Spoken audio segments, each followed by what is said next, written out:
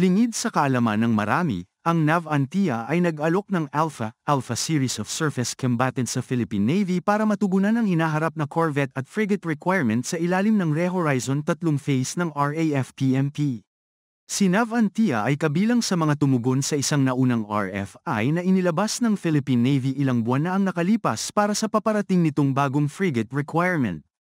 Matatandaan na binanggit kamakailan ng lokal na kinatawan ng Navantia na naghahanap ang Spanish shipbuilder na magtatag ng local manufacturing base kasama ang local shipbuilder para payagan ang lokal na konstruksyon at pagpapanatili ng mga barkong pandigma ng Navantia sa Pilipinas, sakaling piliin ng Philippine Navy ang kanilang mga panukala.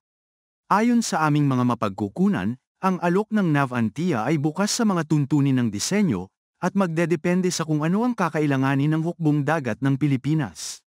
Ngunit ikalulugod nilang mag-alok ng kanilang pinakabagong mga disenyo na kinabibilangan ng mga inaalok sa Royal Australian Navy tulad ng Alpha 3000 Light Frigate, Corvette, Alpha 5000 Frigate, Avante 2200 Corvette, bukod sa iba pa.